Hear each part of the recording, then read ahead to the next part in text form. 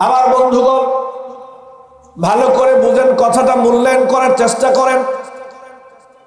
যেই বাবা মা সন্তানকে দুনিয়াতে বাঁচানোর জন্য নিজেদের কিডনি বিক্রি করে সন্তানের চিকিৎসা করলো, আমি আল্লাহর নামের কসম করে বলছি, কিয়ামত দিবসে সন্তান যদি বাবা মার কাছে আধা নেকি করে একটা নেকি চায়, আল্লাহর কসম করে বলি আমার বন্ধুগণ, বাবা মা সন্তানকে একটা নেকি দিতেও রাজি হবে না।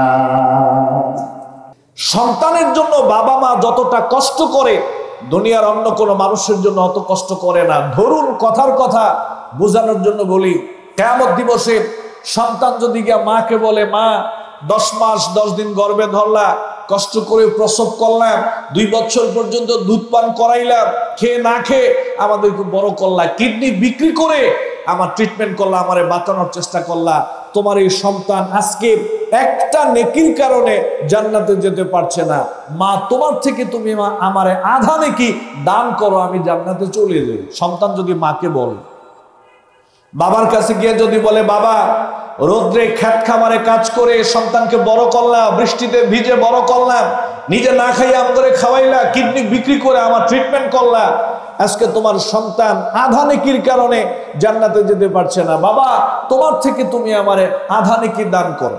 মাকে বলছে আধা নেকি দাও, বাবাকে বলছে আধা নেকি দাও। কয় নেকি হইলো? মা সন্তান রেখে পলায়ন করবে, সন্তান মাকে রেখে পলায়ন করবে, বাবা সন্তানকে রেখে পলায়ন করবে, সন্তান বাবাকে রেখে পলায়ন করবে, স্ত্রী স্বামীকে রেখে, স্বামী স্ত্রীকে রেখে পলায়ন করবে, পীর সাহেব মুরিদদেরকে রেখে পলায়ন করবে, মুরিদরা পীর সাহেবদেরকে রেখে পলায়ন করবে, নেতারা কর্মীদেরকে রেখে পলায়ন করবে, কর্মীরা নেতাদেরকে রেখে পলায়ন করবে, শ্রোতারা বক্তাদেরকে রেখে পলায়ন করবে, বক্তারা শ্রোতাদেরকে রেখে পলায়ন করবে। পরকালীন জীবনে কোনো মানুষ কোনো মানুষের কোনো উপকারে আসবে না, কেউ কারো উপকার করতে পারবে না, সবাই শুধু ইয়া নাফসি ইয়া নাফসি। আপনি পীর সাহেবের মুরিদ হইয়া নামাজ রোজা ছেড়ে দিয়ে বসে আছেন, ওরা আপনাকে জান্নাতে নিয়ে যাবে। আমি ইউটিউবে একটা ভিডিও দেখলাম, মাফ করবেন, আমি কাউকে ছোট করার জন্য কথা বলছি না, তিনি অনেক সম্মানিত একজন মানুষ, আমি শুধু জাস্ট উদাহরণটা বোঝানোর জন্য বলতেছি।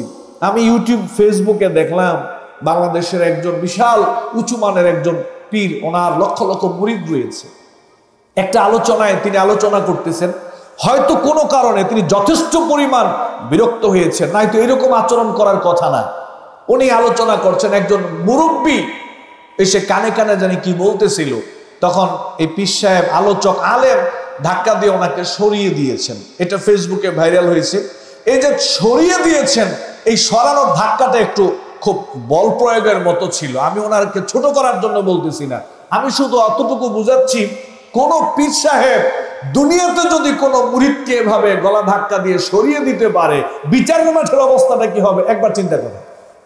আমার মূল বিষয় হচ্ছে এটা, কোন পীর যদি মুরিদকে দুনিয়াতেই কোনো কারণে বিরক্ত হয়ে এভাবে দূরে সরিয়ে দিতে পারে, তাহলে যেই জায়গায় কিয়ামত দিবসে 1 মাইল নিকটবর্তী সূর্য চলে আসবে, মানুষ 50,000 বছর এই সূর্যকে মাথার নিকটবর্তী নিয়ে দাঁড়িয়ে থাকবে, ওই জায়গায় মুরিদ গিয়ে পীর সাহেবের কাছে যদি বলে, কি করবেন করেন, দুনিয়াতে অনেক হাদিয়া দিছি, এখন কিছু করেন না কেন? বিরক্ত হওয়ার সম্ভাবনা আছে না নাই?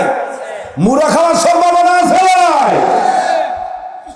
আনকিজি নাফসাকি মিনান নার ফাইন্নী লা আমলিকু লাকুম মিনাল্লাহি শাইআ। ও আদরের মেয়ে, নবী বলতেছি, জান্নাতে যেতে চাইলে ঈমানের পথে চলো, দ্বীনের পথে চলো, আল্লাহকে ভয় করে চলো, তুমি নবীর মেয়ে, এই পরিচয় আল্লাহ তোমাকে জান্নাত দিবে। তাহলে আমাদের দায়িত্ব হচ্ছে নিজেরা কিভাবে জাহান্নামের আগুন থেকে বাঁচা যায় ওই চেষ্টা করা, পাশাপাশি আমাদের সন্তানগুলোকে কিভাবে জাহান্নামের আগুন থেকে বাঁচানো যায় এই চেষ্টা করার দরকার আছে না নাই? বলেন, দরকার আছে না নাই?